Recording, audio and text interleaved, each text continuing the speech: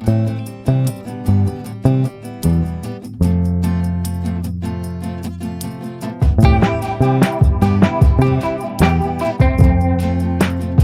everyone, Dr. Yonit Arthur here. I'm an audiologist and strength coach, and I specialize in vestibular disorders. Welcome to my channel, The Steady Coach, where we talk about all things related to vertigo, dizziness, balance, health, and wellness. Today I'm going to be answering a very important question. Why is my chronic dizziness not getting any better? So let me tell you a little bit about the patients that I see in my clinical practice.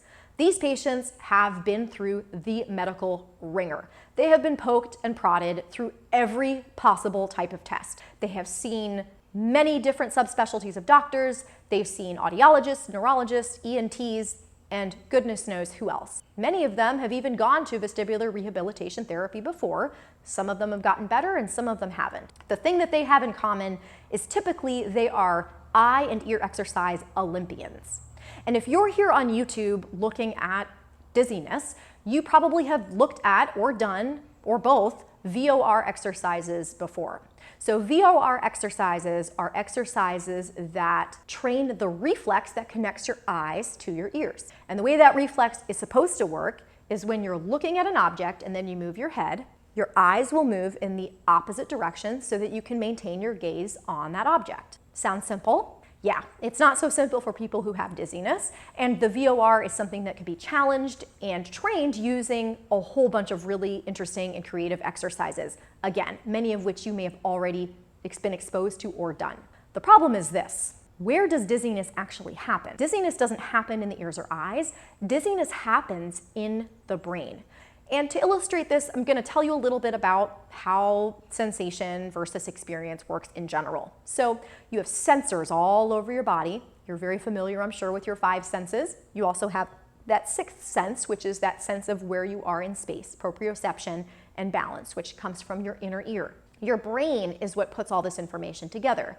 The body parts that actually do the sensing, they don't know what the sensation means. They just send information about it. So for example, if I were to poke you in your arm like this, the body part that is sending the information to the brain is your skin. There are little sensors in your skin that would send that information up. And they don't know what this poke means. They just know there's a poke. So it's going to send that information. Poke, poke, poke, poke up to the brain. And the brain says, okay, this lady is poking me to tell me something. I guess it's not that big of a deal. And it will interpret it as an annoying but not harmful type of poke. This is true for all of the sensory systems in our body, including the balance system. So when the balance system is sending information to the brain, it's the brain that puts that information together to decide whether it makes sense or not, and to appropriately respond to what's happening. So if you're doing VOR exercises, in some cases, that's going to fix your problem, because for some people with dizziness, the problem is sensory. There's an issue with one of the sense organs.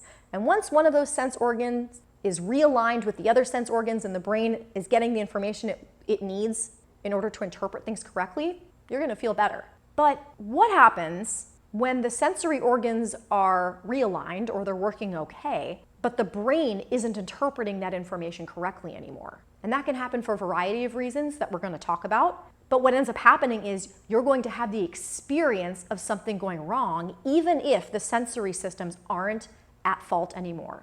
And there is no better way to illustrate this than through research on chronic pain. So we're going to leave the world of dizziness for a minute and talk about pain. If you've ever experienced, say, back pain, or you've known someone who's experienced back pain, very frequently people will attribute their back pain to an injury or perhaps to a specific abnormality or a problem that was found on an imaging study like an MRI.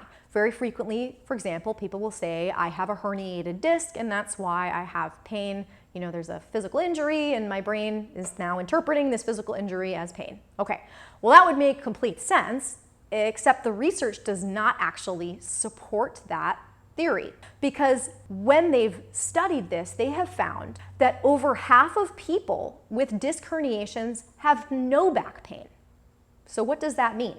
It means that there's a much more complicated relationship between pain and injury than we think there is. Still don't believe me? Well, let's talk about knees. They did a study on people who had asymptomatic knees, aka people who had no knee pain whatsoever. See if you can guess How many people do you think had knee abnormalities when they did these MRI studies? 97%. 97% of those people had degeneration in their knees or tears or other injuries and had absolutely no knee pain whatsoever. So to say that someone has knee pain because of a tear or injury is not supported by that kind of literature.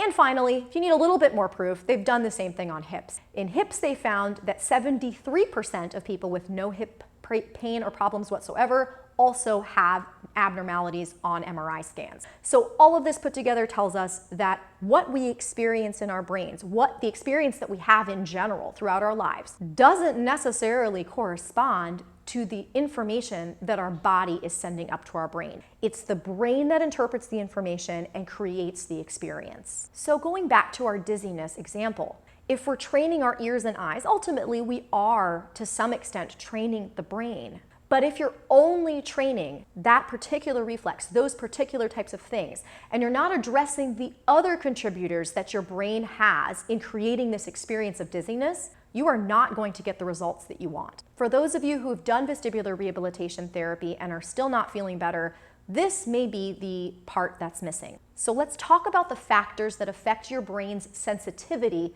to dizziness. The first one is biological factors. And those can be all sorts of things. There's a huge range. It can range from things that you can't control, like an attack of a virus on your inner ear, or migraines, or genetics. There may also be some components, biological components, that you can control, like biological triggers, like lack of sleep. And many of these biological triggers can be managed through medicine or lifestyle changes. The problem is that both vestibular rehabilitation therapy and medical management are usually primarily addressing these biological factors, these factors that affect your physiology and the biology of your body, or the function of your body. Now, does that make sense based on what we just learned from the chronic pain research? It doesn't make sense, because in many of these cases, people had all of these medical abnormalities and they weren't having any symptoms at all. So just addressing medical abnormalities doesn't make sense. It's not going to treat your dizziness. What we learned from those studies is it's all about how your brain interprets the information that you're getting from the outside. In other words, how is your brain currently wired to respond to the sensations and other information it gets from the outside? And the good news is this is plastic. This is something that can be changed and rewired, but you need to know what you're rewiring in order to do it. So how your brain is wired to respond to a particular sensation is sometimes something we think about as psychology, but that also includes the neurochemical responses that your brain has in response to a particular situation. It's not just your beliefs and your thoughts, although those play a big role, again, in your brain chemistry. Other factors also affect your brain patterns, and those are social and emotional factors. So there are 3 factors that affect your dizziness. There are the biological, physiological factors, there are the psychological, neurochemical factors, and there are social, emotional factors. In the next video, we're going to be talking about the latter 2, because those are the ones that I see are not usually being addressed through conventional medical management, and sometimes not through physical therapy either. I hope you found this video informative. Please stay tuned for the next episode to find out some more. And if you enjoyed this video, subscribe, share, like. I really appreciate it, guys. We'll talk to you soon.